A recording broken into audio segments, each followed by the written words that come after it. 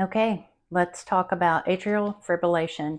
So, atrial fibrillation, people with AFib, that's what I'm going to call it, they have an abnormal heartbeat. If you have been newly diagnosed, make sure that you are getting your physician's approval to exercise. Exercise is so important. People with AFib who are more fit have fewer of the bad consequences that come along with AFib. So, let's talk how we get started.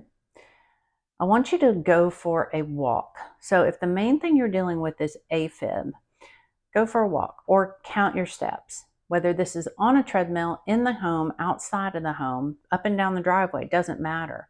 You're going to want to count your steps the first week or two. Gradually build on this. You want to increase all the way up to 7,000 to 9,000 steps, but only do what you can.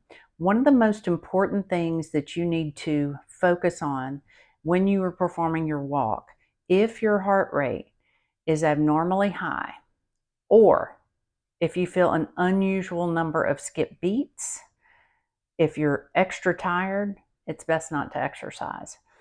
It's also good to kind of see what your heart rate's doing.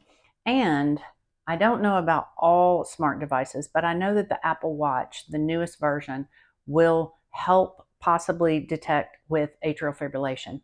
Now, I have spoken with a cardiologist who said he has a lot of confidence in the Apple Watch and how it can take the EKG, blood pressure, and possibly detect AFib. So this might not be a bad investment if you are dealing with and living with AFib. So for cardiovascular tips, you want to start slow and start low. You want to start with a warm up, and you also want to cool down. When you're dealing with heart conditions, you don't just want to go out there and go into a moderate effort. You want to start light and build.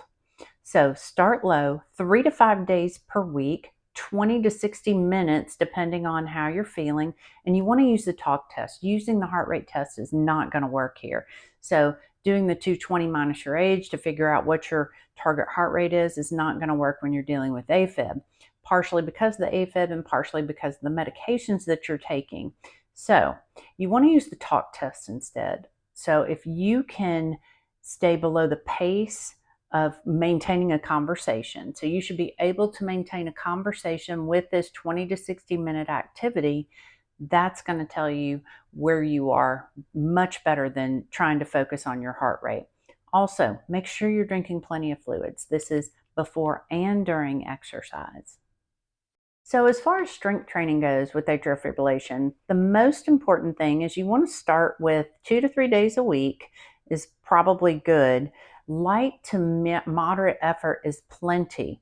You want to do 10 to 15 repetitions and build up to 2 or 3 sets. So you want to work all the major muscle groups. What does that look like? You want to do something for the lower body, a squat, a hinge, a lunge. And then you want to do a couple of exercises for the upper body, which is a push, a pull, and then working some of the accessory muscles in the core.